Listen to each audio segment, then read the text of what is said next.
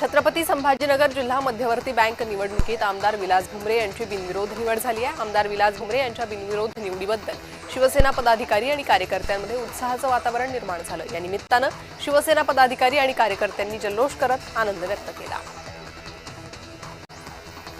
महायुती विधान परिषदेच्या सर्वच्या सर्व जागा जिंकणार आहे असा विश्वास उपमुख्यमंत्री एकनाथ शिंदेंनी व्यक्त केलाय। मवियाच्या उमेदवारांनी अनेक ठिकाणी माघार घेतली असं वक्तव्य एकनाथ शिंदेंनी केलंय।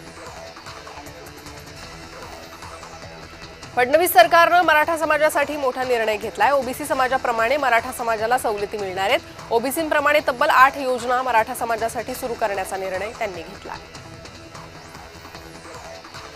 नीट पेपर फुटी प्रकरणी धर्मेंद्र प्रधानांचा राजीनामा घेतला पाहिजे अशी मागणी आमदार आदित्य ठाकरे यांनी केली आहे।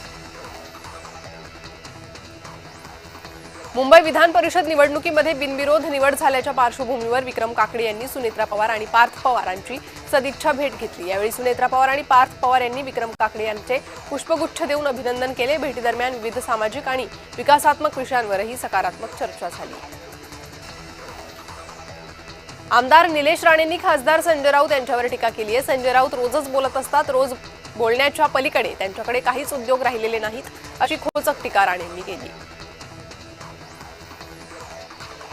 भंडाऱ्याच्या साकोलीत नाना पटोले यांचा वाढदिवस उत्साहात साजरा झाला। यावेळी नाना पटोले यांची लाडू तुला करून त्यांना अनोख्या पद्धतीने शुभेच्छा देण्यात आल्या। मुंबई विधान परिषदेच्या निवडणुकीत महायुतीचे उमेदवार म्हणून अनिकेत तटकरे यांची बिनविरोध निवड झाली आहे। बिनविरोध निवडून आल्याबद्दल मुंबईतील देवगिरी या शासकीय निवासस्थानी उपमुख्यमंत्री सुनेत्रा पवार यांची अनिकेत तटकरे यांनी सदिच्छा भेट घेतली आहे।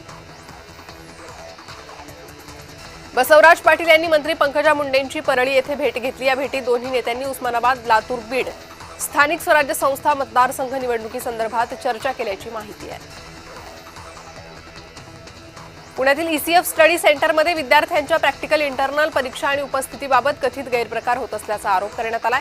महाराष्ट्र नवनिर्माण विद्यार्थी सेनेनं पोलीस आयुक्तांकडे निवेदन दिलंय। निवेदन देत चौकशी आणि तत्काळ कारवाई करण्याची मागणी केली आहे। माळशिरसचे राष्ट्रप पक्षाचे आमदार उत्तम जानकर यांचा मतदानावर बहिष्कार। वसंतन देशमुख यांच्या पाठीशी आम्ही नाही, त्यांना मतदान करणार नाही असे जाहीर केल्यानं महाविकास आघाडीत फूट पडल्याचं दिसतंय। विधान परिषद निवडणुकीच्या पार्श्वभूमीवर काँग्रेस पक्षानं आणखी 2 नेत्यांवर शिस्तभंगाची कारवाई केली आहे। यवतमाळ विधान परिषद मतदारसंघातून उमेदवारी दिल्यानंतरही उमेदवारी मागे घेतल्याचा ठपका ठेवत साहेबराव कांबळे यांचे पक्ष सदस्यत्व रद्द करण्यात आले।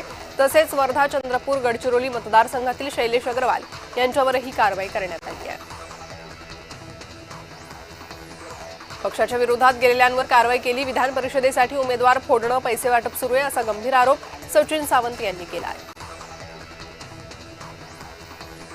विधान परिषद निवडणुका बिनविरोध होण्यावरून विरोधकांनी केलेल्या टीकेला भाजप नेते चंद्रशेखर बावनकुळेंनी उत्तर दिलं। भाजपनं कधीही दबावाचं राजकारण केलं नाही, विरोधकांना स्वतःचे लोक सांभाळता येत नसल्यानं ते आरोप करतात असा खोचक टोला बावनकुळेंनी लगावला।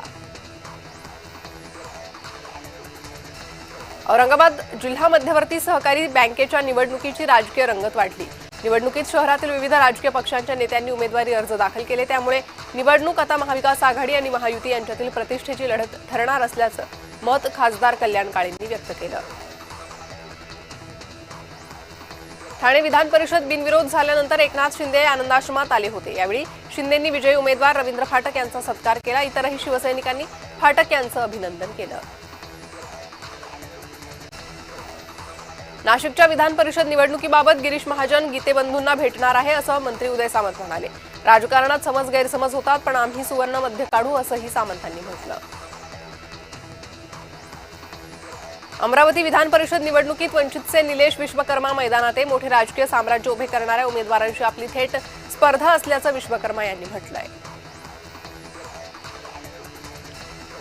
खासदार संजय राऊत यांनी केलेल्या टीकेला मंत्री शंभूराज देसाईंनी उत्तर दिलं। तुमच्या लोकांनी ऐन वेळेला अर्ज का काढले याचा आधी खुलासा करायला सांगा असा खोचक टोला देसाईंनी राऊतांना लगावलाय। मंत्री संजय शिरसाट यांनी निदा खान प्रकरणी इम्तियाज जलील यांचे नाव आल्यानंतर पुन्हा टीका केली।